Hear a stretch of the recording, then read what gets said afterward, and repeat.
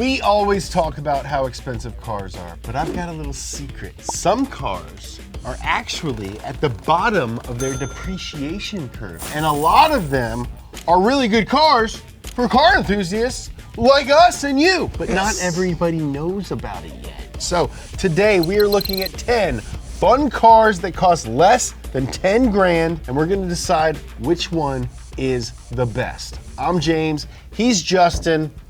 Welcome to Donut. Big thanks to Valvoline for sponsoring today's video. Why is this so complicated?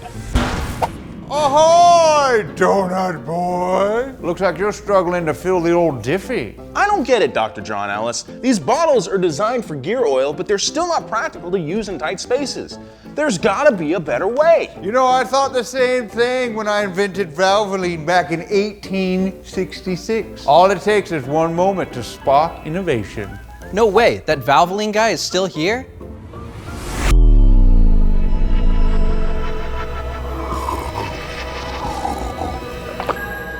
Holy highfalutin. Is he paying rent? Behold, the Valvoline Flex Fill Pouch. It's easy to use and perfect for tight spaces. Here, Nolan, take it for a squeeze. Now you can use the industry's #1 synthetic gear oil easier than ever. Get it in 2 full synthetic grades for exceptionally high and low temperature protection. Respect your diff with Valvoline's limited slip additive for optimal performance of the clutch pack and anti-foam agent for better lubrication. And look at that, not a drop on the ground or my pants. That's Valvoline innovation at its finest. To get your hands around Valvoline's Flex Fill Pouch, check out valvoline.com or click the link below. Justin, Yes, tough James. question. Do you think that Porsches are expensive? For the most part, absolutely. Think again! Because our first car on this list is the P-Car Boxster. Like my shorts? Like, no, not Boxster. Take a Boxer engine, which goes like this, and then a Roadster, which is a car without a top. Oh. You combine them together to make Boxster. Now, if you're not familiar, this is basically a mid-engine convertible version of the 996 911, which normally costs like 40 grand. But the Boxster is uglier, so it's worth less. And more importantly, it's way faster than Miata. Here's one that we found that's available right now on Craigslist. All right, we got 2000 Porsche Boxster manual clean title. It's got the hard top, which is sick. Yeah, that's pretty nice. It's yellow. Yellow's a good color. Dude, I'm not mad at this. Pretty sick, This honestly. is pretty cool. Honestly, like, there's not a lot of cars that yellow makes better, Yeah. but this is one of them. Curvy cars always look better in yellow. No check engine light, clutch works well, 4 new good tires, the whole car's been detailed, test drive welcome, low baller will be ignored. It wouldn't be a Craigslist ad if that wasn't stated. Honestly, any Dude, car this thing- with all these check marks for less than 10 grand is a good deal right now regardless. And this is like a really good base to like make a cool car, at least like on an Instagram level. Yeah, oh, for sure. 100% this could be a car that is photographed a lot and reposted quite a bit. Slammed on some airbags or something like that. Porsche people may not respect you, but everyone not in a Porsche is gonna be like, sick. Sick. Literally everyone. All right, man, I think this is starting off strong. That's starting off very real strong. Yeah. But we don't know what else is on the list, so I'd say high middle. I'm gonna say maybe 4th. Okay, By I like the end of 4th. this. Yeah. Out of 10, yeah, I For like sure. 4th. All right, let's say that you're not a fan of yellow PP cars and your taste buds favor something a little bit more Japanese. Then might I recommend the Lexus IS 300. This is 300. And he kicks the guy off the thing. This car's got rear wheel drive. You can get it in a 5-speed manual, although they are pretty rare. Yeah. And it comes with a naturally aspirated 2JZ. Pop the hood. Haters are gonna tell you that it's not the same 2JZ as the one in the Supra, and that the dashboard on these cars gets sticky. Sticky. Yeah. But if you're like us, your dashboard's gonna get sticky anyway, so you might as well just like roll with it. Why not? All right, let's check this one out that we found for sale. 2003 Lexus Ice 300 for the true, all caps, believers. $5,000. Good price. What's the mileage? Riverside. 192,000 miles. As expected. It's a Toyota though. Yes, exactly. So it'll run for $1 million without maintenance. Yeah, and abuse. This one's an automatic. For the true believers, get one while they are hot. Needs a little TLC, nothing that $1,000 or so bucks can fix. So it's a $6,000 car. Okay. Okay. Pretty firm on the price, can negotiate, but also no lowballers. Don't lowball me, bro. I'm firm on the price, but I'll negotiate. So one of our Donut Underground members in our Discord has an IS300. His name is JCM, and let's look at his sick IS300. Sick. Cool, good base, man. Good starting point. Congratulations on your new purchase. If you're interested in joining our Donut Underground, click that join button down below and you get some exclusive stuff from us. I'm more attracted to an IS300. Yeah, for sure. They are fun to drive. Even the base model ones are still fun to drive. You got that straight six with 4 doors, you can do anything in that thing. I'd say if you can find a manual IS300, it's cooler than a Boxster. Okay. Cooler than a Boxster. Justin, Yes. how many old BMWs do we have at Donut? Ooh, You have one? I have one. We have the E36. Yep. We have Max's wagon. Yep. Max's E30. Max's E30. We have other Max's E30. Yep. We have the 8 Series. Well, the reason that we have so many BMWs is because they used to be very cheap. Yeah, used to. But that's not really true anymore. E30s are like $1 million grand. E36s and E46s are also getting pretty expensive. But there is one era of BMW that is actually getting cheaper. Talking the E82 or the 1 Series from the 2010s. What? A lot of people sleep on this, but they shouldn't. Take the 128i, for example. It's about the size of an E30, while most modern BMWs and all cars in general are huge. It has 228 horsepower. Okay. It's pretty good, which is way more than any E30 that lives here. It handles great. And again, you can get them with a manual. Then you've got the 135i, which bumps up the power with a twin turbo. Ooh. Okay. It's basically an E92, but littler. Let's take a look at this one that I found for sale. I like these. 8,500 bucks. 8,500 bucks, dude. 165,000 miles. That's really a lot. That's quite a bit. You're gonna definitely need to check the maintenance on that one. Yeah. But it's pretty clean. This one's got an intake. It's got cool options, sport package, sport suspension. Nice, nice. It's got aftermarket wheels, which aren't always a plus, but these are Ds. You want something you can wrench on. These straight sixes are, not too complicated. It's rear-wheel drive, it's manual, and under 10 grand, you really can't say no to that. I'm saying down. Yeah. This is a smart first car. If you're into cars, look at these. And also driving slow cars fast is fun. So fun. It's Way so more much fun. more fun than driving something fast and trying not to die. Right. Dying sucks.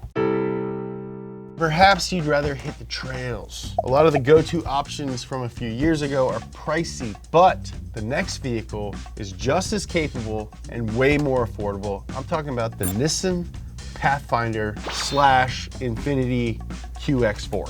Basically the same car, but the Infiniti is obviously a more luxurious version. These cars both came with one of our favorite engines. Talking, of course, about the best sounding motor in history. Widely agreed upon best sounding engine ever, the VQ. And unlike some of the other cars on this list, you can find tons of these things for sale. Always. I'd go with the Infiniti because I like having leather seats and stuff. I just like being sticky when I drive shirtless. All right, let's take a look at this one. Oh, this is an older one. Good looking. Yeah. That is a good looking car. So here's what I think about these. 4Runners are expensive. Yeah. That's it, done. Really expensive. And then you buy that. It's 4x4, it was a competitor for the 4Runner. This one is how much? This is a 39.95. All right, so it's already lifted. He's got fatter tires on it. He left the 3 spokes, which is awesome. If you want to go off-roading with your buddies and something you don't have to care too much about, but also sits nice, this is great. For $4 grand, I would tear this thing up. Yeah. I still think. Yeah. Or Yeah, for off-roading purposes. I think it's cooler than the Beamer. Yeah, it's more versatile. You can do more things with it. You can get it dirty. You don't have to care. So we've gone off-road, we've been in the wilderness, we've been camping, but it's time to go back to practical town. Not that any of these cars aren't practical, but nothing is more practical than a Honda Civic. The specific Civic, or should I say specific, that we have on this list is a good one. The 8th gen Civic Si, which was sold in the late 2000s. They're great cars. You can get them in 2 or 4 doors. They've got K20s, which are pretty solid, awesome engines. They make 200 horsepower stock, but they're also very, very tunable. There's a reason that people put K-series motors in like Ferraris now. They handle boost like crazy. You can easily make one 500 horsepower. Yeah. Easily. Most importantly, virtually all Civic SIs come with a manual, and there aren't a ton of issues with them because at the end of the day, it's a Honda Civic, and Honda Civics are reliable. That's kind of the whole point. Yep. And if you break one, you can fix it for nothing. This is the first car, well, actually the Boxster, I thought about like, maybe I'll get one. Maybe I should look into this. I thought the same thing about this one. What do you think? It's definitely here. I'm thinking here. Yeah. Because the IS is a 6-cylinder and rear-wheel drive. Cool. Now maybe having a back seat is still too practical. Oh. Maybe you're a little bit of a badass, right? But you really want a Civic for some reason, right? Interesting. You know what you do? You get yourself a Civic Del Sol. Ooh. This bad boy was originally sold in the mid-90s, and it's just like a regular Civic, except way cuter. Think MR2, but front-wheel drive, and the engine's in the front. I've always wanted to get a Del Sol, but like paint it like a Mark IV Super from Fast and Furious. Oh yeah, that'd be sick. Now, these things aren't fast. It's not gonna win a lot of races, but they're fun and very of an era, and not a lot of people have them. I think this is like one of the most slept on cars. There's a ton of different versions of this, just like every Honda. Some of them even have VTEC. No matter what version of the Del Sol you find, you can pretty much guarantee that it's gonna be cheap because again, very slept on. We found this one for $5,000. It's not the best example, but we also live in Los Angeles and everything's overpriced. But there are very cool versions of it out there. Yeah. I encourage you to get one and make it look like Paul Walker's Supra from the Fast and the Furious because I think that would be hilarious. It'd be a cool little time attack car. It'd be sick for that. Autocross or time attack. Anything you do with light cars, it'd be sick for because that's what it is. I like them. I like them too. Now, where would you put it though? Above the Boxster? Yeah. Speaking of MR2s, Oh. how about an MR2? Ah. The most overlooked MR2 of all time is the 3rd gen MR2 Spider with a Y, also known as the ugly one. But just because it's ugly doesn't mean that it's not fun. The MR2 is mid-engined and rear-wheel drive, so basically, if you think about it, it's a cheap Lotus, Absolutely. and they even actually have the same engine as the Lotus Elise. Now this would make a great autocross car, a great like canyon car, good weekend fun thing. Here's one we found in Mendocino County. Oh, nice bumper. They're mid-engine, which is something we don't get much of these days, cheap mid-engine cars. They are getting really popular now with like, you know, weekend track people, but it is a little bit more difficult to find a good one for less than 10 grand. But it's not to say that you can't. I like this thing. It's cooler than an Sol. For sure. All right, so the MR2 is cool. But let's say you're one of those people whose dream car is a 350Z, just like high car. But the reality is you're Nolan. So you're on Team Low. I don't know what that would be like, but I am empathetic and I do want to help everybody out. Another example of the luxury version being cheaper than the not luxury version, the Infiniti G35. It's the exact same car essentially as the 350Z, same engine, same transmission. It's rear wheel drive. If you leave them stock, it still can be cool. Put some nice wheels on it and buy a good exhaust, and it's a fun car to have. Assuming you're gonna buy one of these cars, be very aware of the fact that there's probably a lot of not very nice examples. A lot of them have been thrashed on. Do your research and check the maintenance. Let's see what we got though. Here's one we found in Sylmar. Hey, it's clean. I like this one. How many miles? 155, that's not too bad. Seats are a little damaged, but it's manual, that's great. This Stock thing's cool. wheels are on it. See, this is a good car. Yeah, 8,300 bucks. He kept it real short. Fun, reliable, sounds great. Bang. I mean, even though like technically on paper, it might be better than some of these. I agree.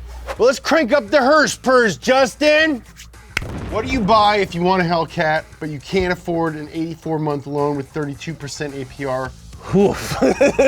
You go back to 2008 and you buy the closest thing to a Hellcat you can find. I'm talking about the Chrysler 300 SRT8, the Rolls Royce of Detroit. One of our own, one of Donut's favorite sons, our post-producer Joseph, just bought himself a 2008 SRT8 because he needed a sensible car for his baby. His has a sub in it. It's the funniest I got a car because of my dad car I've ever seen. Apparently sensible means having 425 horsepower, a tinted windshield, and like I said, tons of shove to rock the baby to sleep. But here's the thing, you paid less than 10 grand for it. These aren't as easy to find as some of the other cars on this list, but it is definitely the cheapest SRT8 that you can find. And I remember when the 300 came out, and they're cool. Yeah, they're really cool. They still are. That's the thing. And it matches everything that Chargers have, and it's the same thing really, except a little bit nicer. It's a dope car. I think I'm gonna rock the world right now. And put it above a Del Sol and a Porsche. And a Porsche. I can't believe it either, but here we are. Which brings us to our final car, which might be the least practical one on this list, but we're not here to talk about practical vehicles all day. We're here to talk about fun vehicles, and nothing is more fun than a Chevy Corvette. The cheapest Chevy Corvette is the C4.